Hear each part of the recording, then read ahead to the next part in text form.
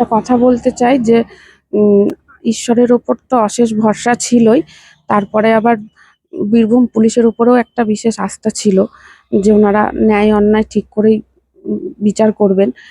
আর সেইভাবেই ঠিকঠাক হলো, সেইভাবেই সব করতে চাই যে সত্যের তো জয় হবেই, সত্যের জয় হলো, সেটাই আমার বিশেষ। অপমান পেরিয়ে স্বস্তি, অবশেষে গেস্ট হাউস ঠাকুরবাড়ির চাবি ফিরে পেলেন টি কর্মকার জুয়েলার্সের কর্ণধার পলাশ কর্মকার। দীর্ঘদিন ধরে একের পর এক অপমান, কটূক্তি আর সন্দেহের চোখ সবকিছুই নীরবে সহ্য করতে হয়েছে পরিবারটিকে। পরিচিত মহল থেকে শুরু করে সাধারণ মানুষের প্রশ্নবাণে বারবার বিদ্ধ হয়েছেন পলাশ কর্মকার ও তার পরিবার। বিশেষ করে তার স্ত্রী মানসিকভাবে ভেঙে পড়েছিলেন। আমরা জানতাম সত্য একদিন সামনে আসবেই, এই বিশ্বাসটুকুই ছিল তাদের একমাত্র ভরসা। ঘটনার সূত্রপাত শান্তিনিকেতনের কঙ্কালীতলা যাওয়ার আগে আদিত্যপুরের কাছে ঠাকুরবাড়ি নামে একটি গেস্ট হাউসকে ঘিরে। ওই গেস্ট হাউসটি এক ব্যক্তিকে লিজে দিয়েছিলেন পলাশ কর্মকার।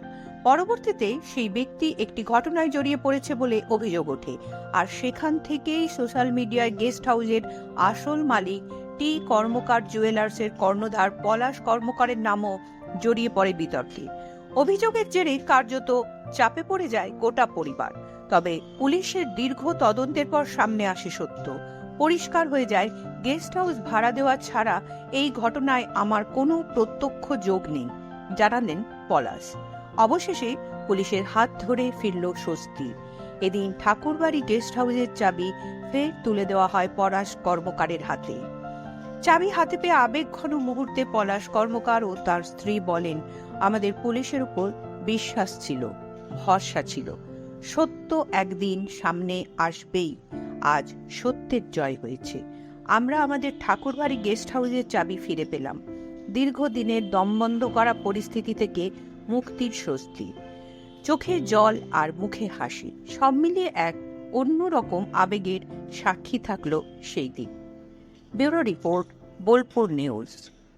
আজকে কালকে আমাকে ফোন করেছিল শান্তিনিকেতন থানা থেকে, রাত তখন 10:30 বাজে, ঠিক আছে। তখন ফোন করাতে বলছে, স্যার আপনার গেস্ট হাউসটা আমাদের পুলিশ যে হেফাজতে ছিল সেইটা আমরা তুলে নিচ্ছি, কালকে সকাল থেকে পুলিশ থাকবে না, আপনি শান্তিনিকেতন থানা থেকে চাবিটা নিয়ে নিন, ঠিক আছে।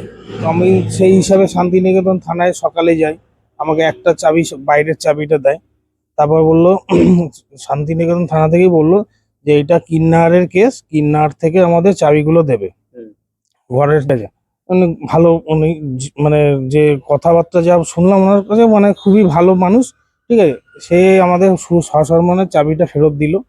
আমরা তাই আজকে আমাদের গেস্ট হাউসটা খুললাম, ঠিক আছে। সেই চাবি আমাদের মানে কাস্টমারের অনেক কিছু কৈফিয়ত দিতে হয়েছে যে এটা কি হলো, সোনার দোকানে টি কর্মকার জুয়েলার্স সে কিন্নারের দোষী, মানে সোনার দোকানের সঙ্গে জড়িত আছে কি, এটা অনেক আমাকে কৈফিয়ত দিয়ে অনেকটা আমাকে হ্যারাসমেন্ট করতে, মানে হ্যারেস হয়েছে, আমি অনেক হ্যারেস হয়েছি।